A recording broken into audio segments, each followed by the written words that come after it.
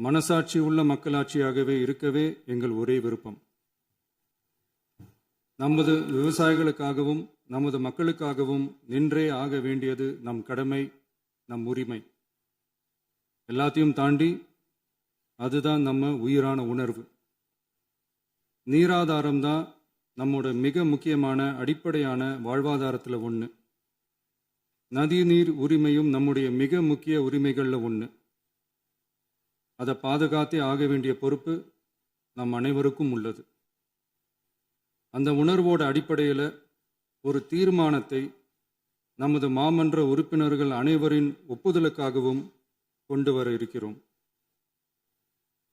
கட்சி வேறுபாடுகளை ஒதுக்கி வைத்துவிட்டு யாரும் யாரையும் குறை சொல்லாமல் ஒட்டுமொத்த தமிழ்நாட்டிற்காக நாம் அனைவரும் ஓரணியில் நிற்பவர்கள் என்பதை நிரூபிக்க வேண்டுமாறு அனைத்து சட்டமன்ற கட்சிகளின் அனைத்து உறுப்பினர்களையும் கேட்டுக்கொள்கிறோம்.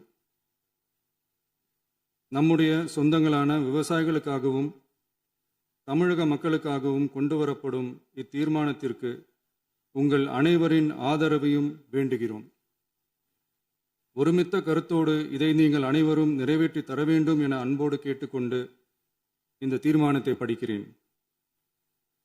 தீர்மானம்: காவிரி நடுவர் மன்றம் 5/2/2007 அன்று அளித்த இறுதி தீர்ப்பையும் மாண்புமிகு உச்சநீதிமன்றம் 16/2/2018 அன்று அளித்த தீர்ப்பையும் மதிக்காமலும் சம்பந்தப்பட்ட படுகை மாநிலங்களின் இசைவை பெறாமலும் ஒன்றிய அரசின் எந்தவித அனுமதியை பெறாமலும் கர்நாடக அரசு தனிச்சையாக காவிரி நதியின் குறுக்கே மேகதாதுவில் அணை கட்ட முயற்சி மேற்கொள்வதை எந்த வகையிலும் ஏற்றுக்கொள்ள முடியாது என்பதால் கர்நாடக அரசின் இச்செயலுக்கு தனது கடும் எதிர்ப்பை இப்பேரவை தெரிவித்துக் கொள்கிறது.